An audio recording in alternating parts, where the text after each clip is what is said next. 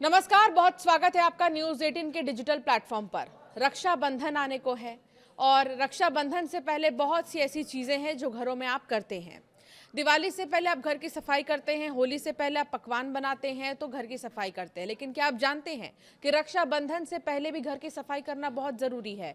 जी हाँ, अब आप ये सोच रहे होंगे कि घर की डस्टिंग हो गया या घर की डीप क्लीनिंग हो गई, ये सारी चीज़ें करना है। लेकिन मैं आपको बताऊंगी इस वीडियो के जरिए कि रक्षाबंधन से पहले आपको ऐसा क्या करना है जिसका अच्छा प्रभाव इस बार रक्षाबंधन पर आपके भाई पर पड़ेगा, आप पर पड़ेगा और आपके काम में कैसे तरक्की आएगी। ज्योतिष आचार्य कहते हैं कि खंडित मूर्ति से लेकर सूखे पौधे तक रक्षाबंधन से पहले घर से बाहर ये सारी चीजें निकाल दीजिए। रक्षाबंधन से पहले घर की साफ सफाई करते समय कुछ चीजों का बहुत ध्यान रखना है।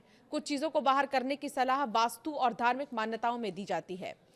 ज्योतिष आचार्य के अनुसार खंडित मूर्ति, बंद पड़ी घड़ी, टूटे कांच बर्तन और सूखे पौधों को घर में रखने से बचना ही चाहिए। हालांकि इन बातों को धार्मिक और वास्तु मान्यताओं के तौर पर ही देखा जाना चाहिए। रक्षाबंधन का त्योहार भाई बहन के प्रेम और विश्वास का प्रतीक माना जाता है। इस दिन बहनें भाई की कलाई पर राखी बांधकर उसके लंबी उम्र और सुख समृद्धि की कामना करती हैं, तो भाई भी बहन की रक्षा का वचन देता है।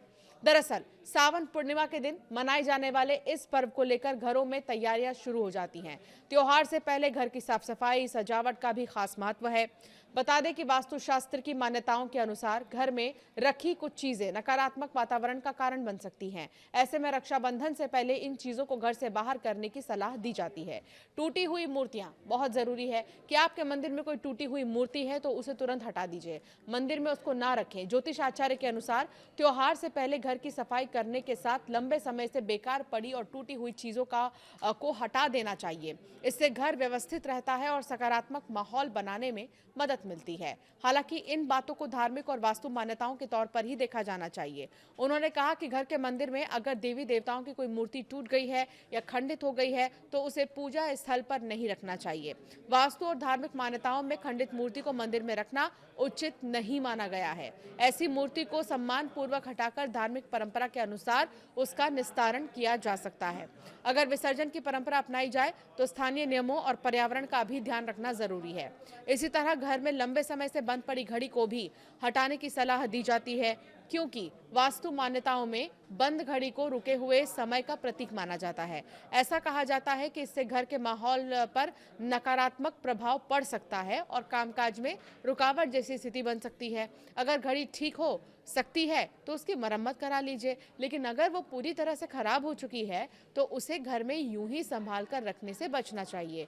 टूटे हुए कांच या चटके हुए बर्तन भी हटा दीजिए। उन्होंने बताया कि रक्षाबंधन से पहले घर की सफाई करते समय टूटे हुए कांच या चटके हुए बर्तनों पर भी नजर डालें। कई बार घरों में टूटा कप, प्लेट, ग्लास या अन्य सामान सिर्फ इस सोच के साथ रखा रहता है कि आगे कभी काम आ जाएगा। उन्होंने कहा कि वास्तुशास्त्र में ऐसे टूटे सामान को भी शुभ नहीं माना जाता है।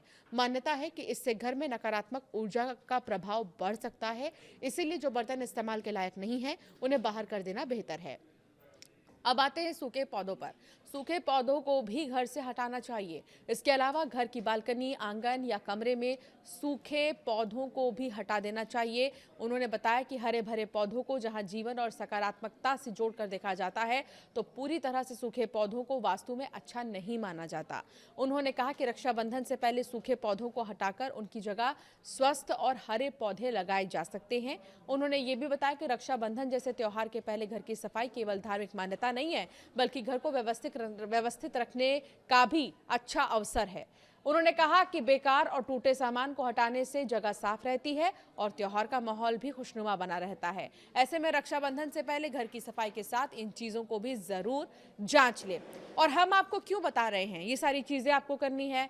इसीलिए क्योंकि रक्षाबंधन के दिन अगर आप अपनी बहनों को कोई चीज गिफ्ट में देना चाहते हैं तो उनसे आप पहले ही पूछ सकते हैं कि उन्हें किस चीज की आवश्यकता है, या आप अगर अपनी बहनों को पौधा भेंट करते हैं, हरा पौधा, हरा हमेशा ही जो है खुशी लेकर आता है। हरा रंग जो है वो खुशियों का रंग होता है, पॉजिटिविटी आती है हरे रंग से। तो आप अपनी बहनों को पौधा गिफ्ट कर सकते हैं और कोई सूखे पौधे आपकी बहनों के घर में है तो वो सफाई कर सकती हैं। और आप जिस दिन राखी बांधेंगी अपने भाई को, वो आपको भेंट में पौधा देंगे, तो इसका बहुत अच्छा महत्व माना गया है। इसके अलावा घड़ी देना भी बहुत शुभ माना गया है, लेकिन अगर बहनों को घड़ी आप गिफ्ट कर रहे हैं तो चलती हुई घड़ी जो है आप भेंट करें, रुकी हुई घड़ी भेंट ना करें। ज्योतिष आचार्य कहते हैं कि रुकी हुई घड़ी ना भेंट में देनी चाहिए और ना ही घर में रखनी चाहिए, इसीलिए इस बात का आप खास ध्यान रखें। इतना ही नहीं, और घर में कुछ चीज़ें जो टूट गई हैं, शीशे के सामान जो टूट चुके हैं, उसको भी निकाल कर फेंक दे तो बेहतर होगा। तो गिफ्ट में क्या आपको देना है, इससे आपको इस वीडियो के जरिए आइडिया तो लग ही गया होगा। और रक्षाबंधन पर बहुत मान्यता है, बहुत महत्व होता है साफ सफाई का। सिर्फ दिवाली और होली और इस तरह के त्यौहार में ही साफ सफाई नहीं होती है, बल्कि कोई भी त्यौहार जिसमें पूजा की जाती है, जिसकी बहुत ज़्यादा मान्यता है, उसमें साफ सफाई बहुत ज़्यादा ज़रूरी है।